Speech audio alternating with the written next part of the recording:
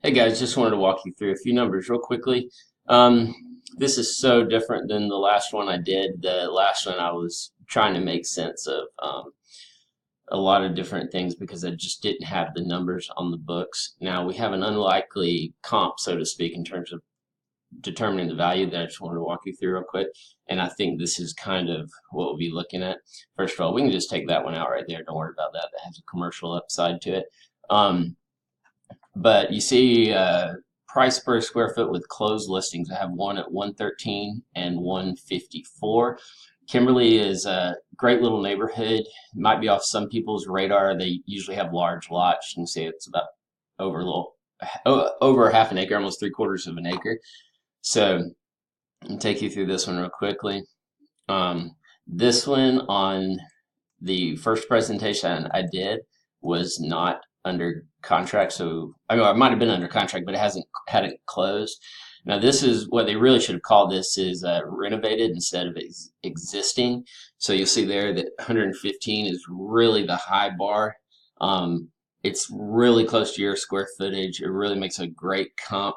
The neighborhood is only slightly inferior in location, but all in all, may be considered better in terms of the lots and the neighborhood being settled. Donaldson Hills still has, man, I wouldn't even call it distressed properties anymore, but just still has a couple um, little sections where the houses don't seem to be maintained as well from the outside, and this neighborhood is a little better in that regard. But a lot of people don't want to be down McGavick Pike messing with Briley. So I think that's a really solid comp for us in terms of getting our gauge. It is a true comp, and appraiser would use that. So that 153, even though they've spent a lot of money to get it there, I think that that's a good guiding number. And then the other number I want to look at with you guys real quickly is one that is under contract. Let's see. So this one, we've got two here. One is this one right here. That's just at the beginning stages at $137 a foot on Dundee. Some of these houses are weird. I actually kind of like them. They're like true modern homes, but this isn't one of them. They've got the flat roofs and whatnot. This one also is what you would call totally renovated. They did keep the old cabinets, which is why I didn't put this in the category of this is, there's so much money spent here that we can't include it. I just want to show you real quickly. This is all faux granite. So I think that it's very comparable in that, it's not a complete renovation at 137 a foot. Also didn't include basement square footage, which is good for us. Had one more. Again, we're looking at about 5% off market price right now, in terms of what things are closing for in this area. So that's good. We've got the two in Sunset, and we got this as a sort of a competition here. I'm sorry, wrong one. No, that's the only active one. I'm sorry. And then the one that I really wanted to show you here, Western Hills. Again, down there by Sunset, other side of the street, $164 a square foot, under contract, already through inspections. They're in financing, and this one has a great lot. But in terms of renovations, cheap kitchen that's already kind of outdated. Your kitchen is sadly starting to become outdated, which I hate because your cabinets are actually really nice. I'm a little bit of a snob when it comes to some of that stuff. Which I guess it's good to be a snob when you're in the business, and you wouldn't want a jeweler who didn't recognize a diamond. But anyway, so horrible photos will do much better than that on ours. And to go back real quickly, this one is interesting because it has basement square footage. It also has a two-car garage or whatever, but it's selling for, let's just say, around 150 a square foot.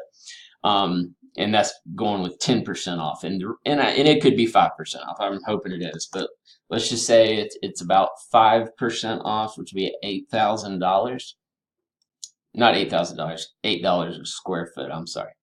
Well, that would top you off when you do the math at just under 300,000. So I think that if I had to decide today, we'd have to have a long talk about, how important is it that you sell this quickly, etc. But I would think that that 300,000 range, I mean, bumping up against 300,000 is sort of your best case scenario. And of course, this hasn't closed yet, but we would keep that into consideration because it could sell for a lot less. But I don't have anything that I think can push us over the 300. And with the one bath, there's nothing. I mean, there's absolutely nothing. I do have two crazy comps that are really, really high, but they're complete renovation. There's no ROI by spending that money, even if you have it. I don't know if you do or the time to deal with it, but to take your house to the next level, there's just no ROI. You'd spend 20,000 to get 20,000, if that makes sense. So anyway, that will kind of set the parameters. I went ahead and redid the video, even though this one's much shorter, because I actually had some good numbers. The first time it was just so up in the air, and I was stretching so far back and trying to make things work that are good guideposts, but really weren't that helpful. So that's kind of where we are right now. I will update this analysis, even if I don't do the whole video thing again, closer to closing. Closer to listing time. But today we'll kind of go over some of that, and I do need to set some strong expectations that I haven't had to do for years now. I mean, I'd love to hear what folks, where they're moving, what their journey is, etc. But at the same time, the market made sure that whatever your goals were, we were going to get you the most money possible in a reasonable amount of time. Now we're going to have to kind of squeeze that balloon, so to speak, and I explain what I mean by that. But we can squeeze in different ways in terms of, do we want to make the house nicer? Do we want to settle with a lower price and get the house sold quickly, or do we want to prepare for possibly a bumpy ride by trying to get the most money and then having to negotiate down? It's not my favorite way of doing it, and it's also not the way to make you the most money. But anyway, look forward to talking to you guys, and we'll talk soon.